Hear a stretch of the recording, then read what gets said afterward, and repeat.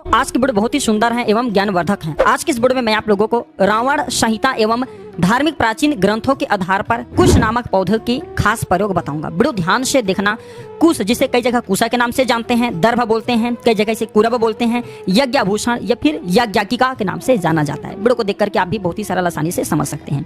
इसके पूरे जानकारी विस्तार से बताऊंगा। रावण ने रावण संहिता में भी कुश नाम के पौधे के बारे में बताया, तांत्रिक किताब उसमें भी इसके बारे में हमें जानकारी मिला है, धार्मिक ग्रंथों में भी इसके जानकारी मिला है। वीडियो बहुत ही सुंदर है। एक ही वीडियो से, एक ही कुश के प्रयोग से सारे समस्या का समाधान आप कर सकते हैं। धन संबंधी समस्या हो, नौकरी नहीं लग रहा है, व्यवसाय में परेशानी है, पदोन्नति प्राप्त करना चाहते हैं, यानी जिस भी कामना को पूर्ण करना चाहते हैं कुश के माध्यम से कर पाएंगे।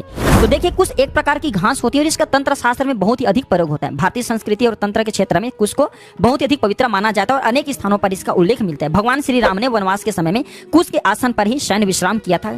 केवट ने भी श्री राम के लिए कुश की चटाई प्रस्तुत की थी। लंका में प्रवेश के लिए समुद्र तट पर पथ याचना के समय भगवान श्री राम ने कुश के आसन पर ही बैठ करके सागर का जो है स्तमन किया था, सागर से जो है प्रार्थना किया था। और भी कितने ही ऋषि मुनि के जीवन में आपने देखे होंगे, ऋषि मुनि जो होते हैं ये कुश के आसन पर बैठ करके तपस्या की है, साधना की है।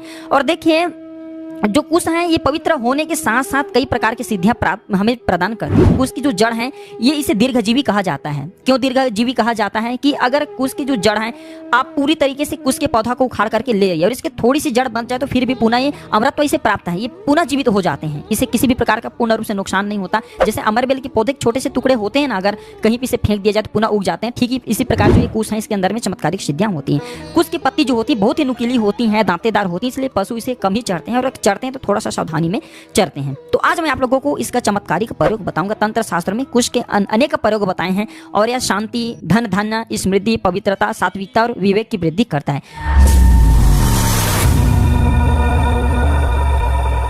कुश के जो प्रयोग बताऊंगा, धन लाभ करने का प्रयोग बताऊंगा। कुश के जो घास है इसके बने हुए आसन में बैठ करके पूजन करने से, जो छोटी चटाई जैसा होता है इसके पूजन करने से, बहुत ही इसमें बैठ करके पूजन करने से भगवान की मंत्र जाप करते हैं तो इसे सर्व सिद्धिदायक, धनवर्धक या देवताओं को अपने अनुकूल बनाने वाला काफी श्रेष्ठ माना जाता है। बहुत से आसन आते हैं जैसे कि ऊन आसन, कपास आसन, बेत आसन, चर्म आसन, काष्ठ आसन। ये सभी आसन में कुश के आसन को सर्वश्रेष्ठ माना जाता है। कुश के आसन ये बाजार में बहुत से आपको मिल जाएंगे बाजार में कुश के आसन, लेकिन बहुत अधिकतर लोग डुप्लीकेट बेचते हैं। इसके ओरिजिनल वही है जिसमें थोड़ा सा चुभन हो, दांतेदार हो। तो कुश से पवित्री का निर्माण किया जाता है। यही से मेरे वीडियो की जानकारी स्टार्ट हो रही है, ये आपको आगे काम आएंगे। तो कुश से पवित्री का निर्माण किया जाता है। वास्तव में जो पवित्री एक प्रकार के छल्ला होता है, अंगूठी जैसा होता है, जिसे व्यक्ति को अपने हाथ की अनामिका उंगली में पहनना होता है। कोई भी धार्मिक अनुष्ठान या पूजन पाठ या फिर संस्कार हो या फिर आपकी जो पुरोहित हैं पूजन पाठ करा रहे हैं तो आपको पवित्री जरूर पहनाता है। हवन है, पूजन है, पितरों का आह्वान करना होता है, श्राद्ध करना होता है, तर्पण करना होता है, उसमें इसका अवश्य धारण करवाना ही होता है। जो हमारे कहा जाए बोलचाल की भाषा में जो हमारे पुरोहित होते हैं वो हमें धारण कराते हैं। क्यों धारण कराते हैं? क्योंकि ये हमारे शरीर,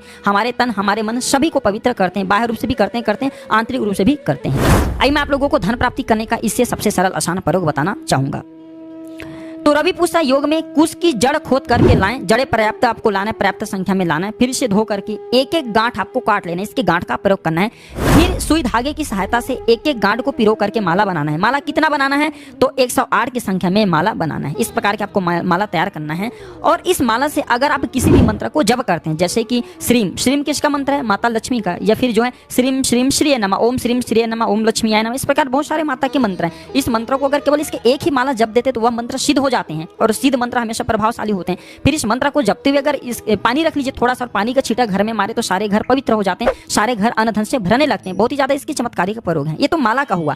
अब मैं आप लोगों को इसके जड़ का प्रयोग बताना चाहूंगा। रवि पुष्य योग में आपको कुश के जड़ ले आने से शुद्ध जल से स्नान करा करके माता लक्ष्मी का स्वरूप मान करके लाल कपड़े में आपको लपेट लेना है, भंडार में, तिजोरी में आपको रख देना है। फिर दैनिक पूजन करते वहां पे रख दीजिए। तो यह प्रयोग बहुत ही समृद्धिकारी माना जाता है। ये धन दौलत निरंतर घर में बढ़ाता है, घर में धन दौलत की कमी नहीं होने देता। कुश के पौधे के बीच के तने में कहीं भी एक काली गांठ जैसा पड़ जाती है, जो कि आकार में छोटे बादाम से लेकर के बेर तक की बराबर होती हैं आकार में। तो इसे क्या बोला जाता है? इसे बांदा बोला जाता है। तो भरणी नक्षत्र दिन अगर इसे ले आया जाए और अपने घर के पूजन स्थान पे धन पेटी में रखा जाए तो यकीनन माने स्टाम्प पेपर में भी हम लिख के गारंटी दे सकते हैं जब तक ये आपके घर में रहेंगे आपके घर में धन की कमी नहीं होगा। बस आपको भरणी नक्षत्र में इसे लाना होता है। आशा करता हूँ उसके बारे में जो चमत्कारी प्रयोग बताया हूँ ये आपके जीवन में कल्याणकारी साबित जरूर होंगे, मंगलमय साबित जरूर होंगे। और वीडियो को लाइक जरूर करना, अपने दोस्तों यार में शेयर करना ताकि हमारे मनोबल बढ़े। धन्यवाद, नमस्कार।